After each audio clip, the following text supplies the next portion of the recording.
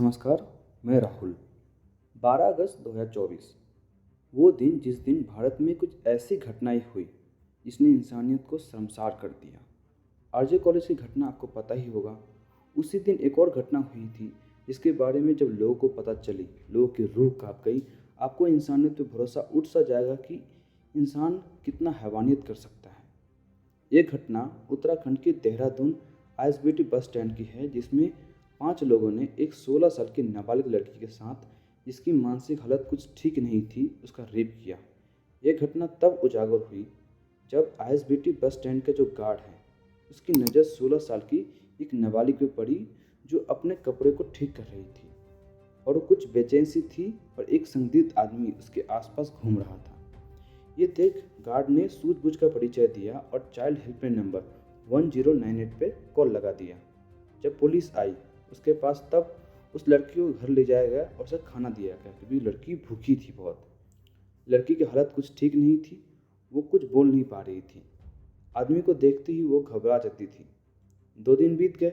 जब महिला पुलिसकर्मी ने उसे पूछताछ की, उसे पूछने की कोशिश की, तो लड़की ने सिर्फ इतना कुछ बोला कि हाँ, कुछ गंदा काम हुआ है। फिर पुलिस ने इन्वेस्टिगेशन शुरू कर दी और आईएसबीटी के सारे सीसीटीवी कैमरे को चेक किया गया और जो संदिग्ध आदमी है उसकी फ़ोटो निकाल के उससे खोजने लगे। इन्वेस्टिगेशन के बाद संदिग्ध आदमी जो एक बस कंडक्टर था, उससे पूछताछ शुरू करने लगी और जब उसे सख्ती से पूछा गया तो उसने जो बताया वो सुन के सच में आपको बाहर जाने से भी डर लगेगा। उसने बताया कि लड़की उसे दिल्ली की जहांगीराबाद बस स्टैंड पे मिली थी और लड़की को पंजाब के जालंधर जाना था। बस कंडक्टर ने फिर वो लड़की को बोला कि तुम बस फीस की चिंता मत करो, तुम बैठ जाओ, मैं तुम्हें देहरादून बस स्टॉप पे छोड़ दूंगा, वहाँ से जालंधर के लिए बस मिलता है, वहाँ से तुम बस पकड़ लेना। और लड़की बैठ गई। बस फिर उत्तराखंड के देहरादून आईएसबीटी बस स्टैंड पे रात के 9 बजे पहुँच गई। तब तक सारे पैसेंजर उतर गए थे, सिर्फ लड़की बची थी। बस कंडक्टर ने लड़की को बोला कि तुम्हारा जो बस स्टॉप है वो इसके बाद आता है, तब तक तुम हमारे साथ कुछ वक्त बिता लो, जब आएगा मैं तुम्हें उतार दूंगा, तुम वहाँ से बस पकड़ लेना जालंधर के लिए। लड़की कुछ समझ नहीं पा रही थी क्योंकि उसकी मानसिक हालत कुछ ठीक नहीं थी। बस कंडक्टर ने उसके बाद उसके करीब आके उसे बैड टच करने लगा, उसके साथ दुष्कर्म करने लगा।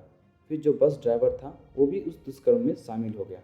लगभग आधे घंटे बीतने के बाद लड़की की आवाज़ जब दूसरे बस ड्राइवर जो उधर पे बस स्टैंड पे खड़ी थी, 2 बस ड्राइवर उसके कानों में सुनाई दी, तो उन्होंने आके देखा कि इस बस में 2 आदमी उस लड़की के साथ रेप कर रहे हैं या उसके साथ दुष्कर्म कर रहे हैं। पर शर्मनाक बात यह है कि ये सब रोकने की बजाय उन लोग ने भी लड़की के साथ गलत काम किया। सब बारी बारी से दुष्कर्म करने लगे। लगभग 2 घंटे बीत गए। बस का जो कंडक्टर था वो अपना दिन भर का कैश देने के लिए कैशियर के पास चला गया, बाकी तीनों को छोड़कर कि तुम संभालो। फिर जब कैशियर ने पूछा कि तुम्हारा बस तो 9 बजे ही आ गई थी, अभी लगभग 12 बज रहे हैं, क्या कर रहे हो?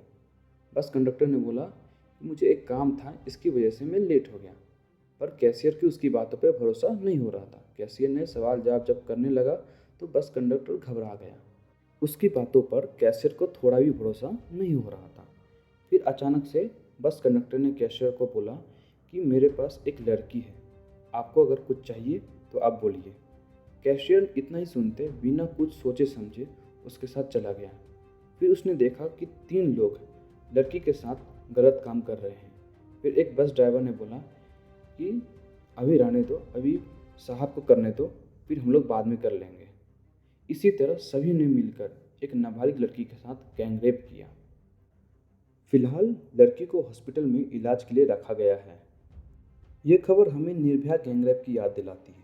2012 से लेकर 2024 आ गया, 12 साल बीत गए ये केस को, पर अभी भी हमारे देश की महिलाएं, बेटियां, बच्चियां कहीं सेफ नहीं हैं। चाहे वो बस हो, चाहे वो ट्रेन हो, वो चाहे हॉस्पिटल ही क्यों ना हो। यहाँ तक कि पुलिस स्टेशन भी सेफ नहीं है एक महिला के लिए। कस्टोडियल रेप के मामले आए दिन हमें देखने मिल जाता है।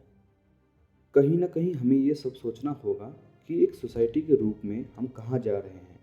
क्या हमारे इंडियन सोसाइटी इतनी अनसेफ हो चुकी है एक महिला के लिए? ये सब सोचने वाली बात है। सरकार कानून ला सकती है, पुलिस भी पूरा कोशिश करके ये सब चीज़ों को कम कर सकती है, पर बदलाव तो हमें अपनों से करना पड़ेगा। आने वाली जनरेशन है, उनको सोशल वैल्यू सिखाना होगा कि एक लड़का एक लड़की की रिस्पेक्ट कैसे करे, साथ ही साथ लड़की को अपने सोसाइटी के हिसाब से कैसे रहना है वो सब सीखना होगा। तभी हम आगे जाके ये सब इंश्योर कर सकेंगे कि आगे जाके ऐसा कुछ ना हो। थैंक्स एवरीवन, आपने हमें आखिरी तक सुना और आप कमेंट ज़रूर करें कि क्या चेंजेस हम सोसाइटी और अपने कानून में ला सकते हैं जिससे हमारी महिलाएं सेफ महसूस करें। Once again